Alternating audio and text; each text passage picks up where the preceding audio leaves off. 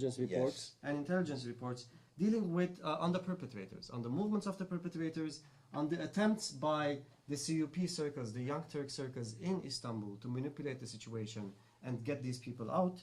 And in this context, in the context of the late Ottoman and early Turkish Republic period, I owe a great debt to Erik Zürcher, a Dutch historian who essentially challenged the entire official historiography on the establishment of the Turkish Republic and the relationship between Mustafa Kemal Atatürk and the Committee of Union and Progress. Because in these initial years, all the resources and all the power was in the hands of the CUP. And Kemal himself, it took him several years to actually gradually, he had nothing and all the resources were in CUP's hands. And it took Kemal Atatürk years to wrestle the power back into his own hands. So this is the backdrop, this is the context in which many Armenian survivors, many Armenian deportees are trying to return to their ancestral lands. Արդեն այս նյութը հիմա որ ոս 20-30 կնե քիքի պիտի վերածեմ, այսինքն աչորդ my next book is about return of so yeah, the third volume will be dealing with the return of the survivors and deportees to their lands. I think that we stop because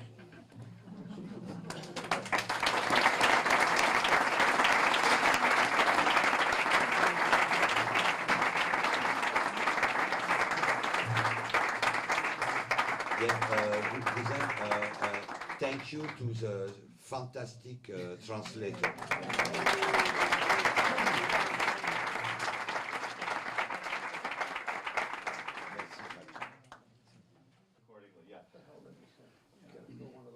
I'm wondering about the homes that people lived in.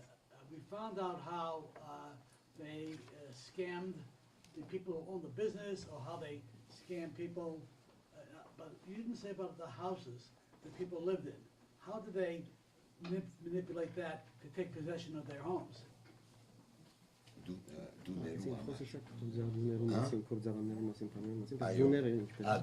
Okay. There is one very, excuse me, սկիզբը օրենք չի գա, բարձ ուրեմն նախարարներու որոշումն է, որ գդրվի, գապված ուրեմն հայկական իրերու։ Մինակ սեպտեմբեր 26-ին է 15-ի, որ բաշտոնական օրենք մը գրադարակվի, ուր ցանգված է ինչպես պիտի կրավվին դուները։ Եվ մեջը կարևոր կետ մը գա անշուշտ այն է, որ արտոնություն գդրվի այերու դուները ուրեմն բալկանյան մուաջիրներու փոխանցել ծրիապար։ So initially there were no laws governing the confiscation and the theft of Armenian assets, in particular Armenian houses and property. It is only in September 1915. There were, however, temporary laws, that's how they were referred to, that were passed by the ministers. However, so by September 15, these laws and regulations were put in place, essentially allowing refugees coming from the Balkans to move into these houses that were owned by Armenians. Պետք է այս հարցը գաբել այս ընդանուր ինչպես որ Ֆուադունդարը գսեր demographic engineering այսինքն մինակ այերը չեն որ դեղանվեցան ընդանուր շարժում մգա ամբողջ գայսրության մեջ մինակ թե ցևը գա դեղափոխելու կամ դեղանելու օրինակի համար Խարպերտի շրջանը գբերվի Բաղեստինեն չերկեզներ, որ հոն էին 40 տարի ի վեր, գամուրի շորինակ մը գրնամարնել, առաջին քաղաքներեն մեկը, որ դեղանվեցավ, գիտեք, որ Զեյտունն է, շատ գանուղ, ապրիլի սկիզբը,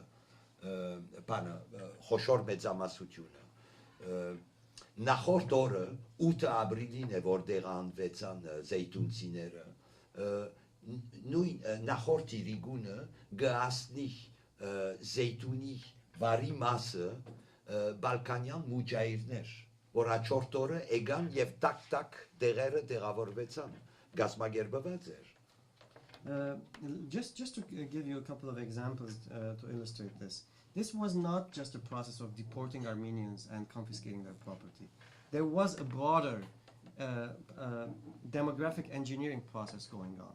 So there were groups, populations being moved from one part to the other. However, it was in the case of the Armenians that this demographic engineering took on an extremely bloody nature. Now, to give a couple of examples, in Harput, for example, Circassians were brought to Harput from Palestine. The second example is actually also relevant in the in the case of the Armenian Genocide. One of the first cities to be from where Armenians were deported was Zeytun on 8 April 1915. And the evening before, groups of Balkan refugees from the Balkans had arrived in the region waiting for the Armenians to be deported so that they could go in and take over their houses and homes as they left.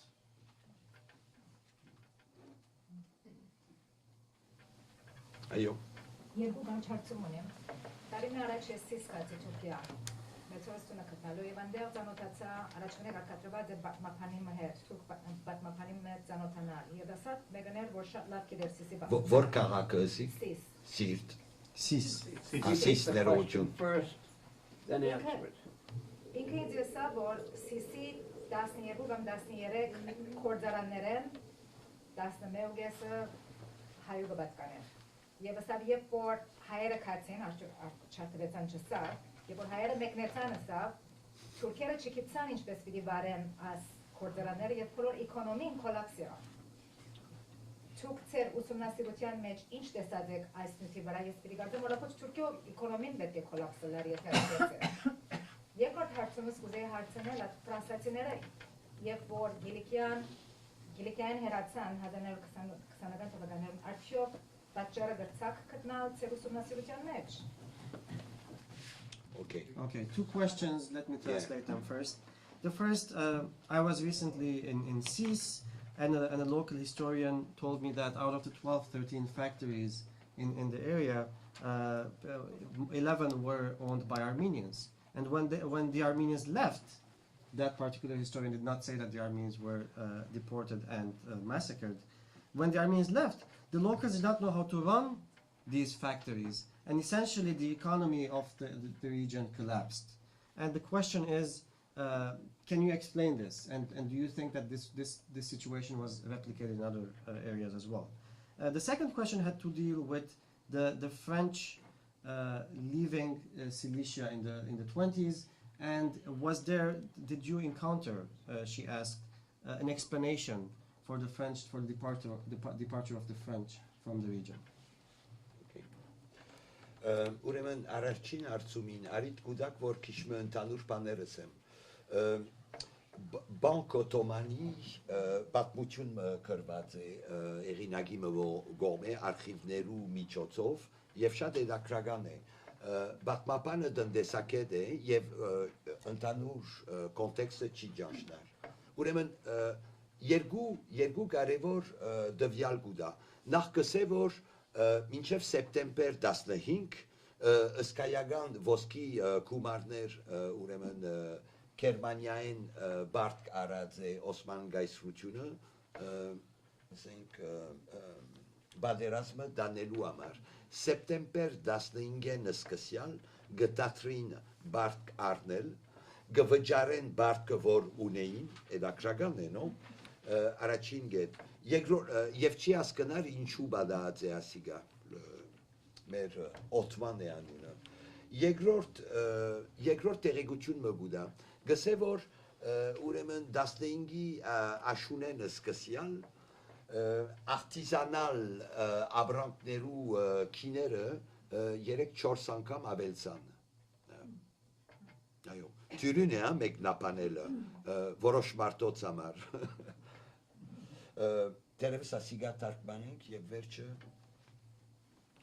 Okay, so in a recent work on the Ottoman Bank, based on archival material, the author, who is an economist and does not understand and does not have an understanding of the broader context, highlights the following piece of information. He says that until September 1915, the Ottomans constantly borrowed money from the Germans to finance the war effort.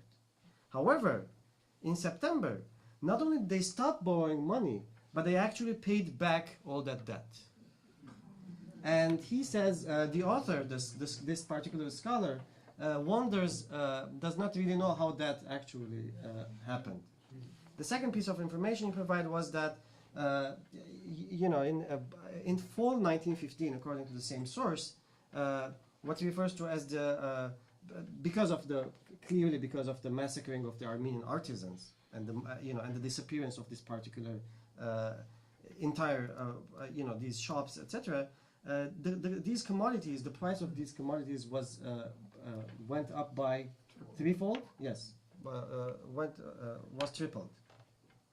Եվ վերջին գեդը, որ ուղագից էր բադասխանը պիտի ըլլա, գրնանք մոտավորապես ասել, որ Թուրքիան, տնտեսությունը Թուրքիո, ապրած է օտարսիի մեջ, մինչև 1950-ական թվականները, և 50-ականներեն սկսյալ է մասնավորապես օգնությունները ստանալով Միացյալ Նահանգներեն, որը սկսան որոշ չափով միջին տասագարտը վերջապես ցերծկել։ Այսինքն բավական բարձ է, որ մինչև որ սորվին ժամանակ առավ։ Առանց ուրի գսեմ։ So he essentially said that as a direct response to your question, it took several decades for the Turkish economy to stand on its feet, all the way up to the 1950s, when the economy, essentially through aid from the United States, etc., was able to recover. And finally, a middle class was, in fact, created. And so this is the context in which we are operating. Alors, Kalov, Sisi, Fransatineru Gormel Lekelu Massin, Բավական պարթուն են կանի մդարի առաջ, ուրեմն Ֆրանսացի ըսպան, որ ներգա էր դեղույն վրան, Տայարդա անունով, ուրեմն բարեգամիս հետ Վայետաշտյան, ընդանիքը ծանոթացանք և վային հետ կացինք հոն ծանոթանալու, բավական ներու է Օվերնյ, Ֆրանսայի գետրոնն է, իրենց ընդանեկան անոնք գիտեին, որ զորավար եղած է մեծ հայրը և արցուցինք արխիվունիկ և այրն, բանմը չենք տեսած և մեզի տեղավորեցին սենյակի մեջ, և որ այս զորավարին կրասենյակներ և բայդե խոշոր բան մգար, որ պագ էր, արցուցի ինչ կա ասոր մեջը, լուրջունինք պագ է, պանալիները չունինք, արցուցի գարդոնեք, որ պանամ, այսինքն կողավազակի մեթոդներով, ուրեմն գես կիշեր էր արդեն, բացինք, ինգավ պայդով է սիստեմ էր, ամպորջ գիլիգիո սիսի եղած ժամանակ արխիվները մեր կիտինդագը, ժամը 6-ին բարգեցանք և ուրեմն և նախկին աշագերտ մոնի, որ իր մաստերը ասոր վրա հրավ Զարիֆյանը շնորիվ Տայարդայի արխիվներու, մանրամաս գիտենք ինչ պատահած է հոն, շատ գալուխ էլան, բարձաբես կեմալիստները կրետե ամեն օր գարցագեին ոչ թե ուղագի կաղաքը բարից տաշտերու մեջ, ալածանք մգար, աղջիկներ գպաղցնեին, ամեն օրվա... Guerrilla warfare. Yeah, yes. So one of the top French leaders, commanders in the region, Tayarda, a few years ago, we met his family in France, and we stayed at their house, and we asked them whether they have his archives, and they said they don't have anything. And then we essentially had to sleep in his office, in the office of this French military level official. And in that particular office, there was this huge box that was locked, and they didn't know what there was in it. So what was in it? So we asked them whether we can open it in clandestine, less than legal ways, because they did not have any keys. And we did end up opening the box. And what we found there, what we uncovered there, was the entire archive related to Cilicia. So that night we did not sleep at all. And essentially the material that was uncovered from there really provides us the full picture of the developments in the 20s in that region, and makes it clear that the Kemalists were waging guerrilla warfare in the region and abducting women, etc. So these constant attacks essentially caused the withdrawal of the French. And one of my students actually has worked on this material. What was his name? Zarifian. Yes. Ընդհանուր առմամբ ինչ որ տեղի ունեցավ Սիսի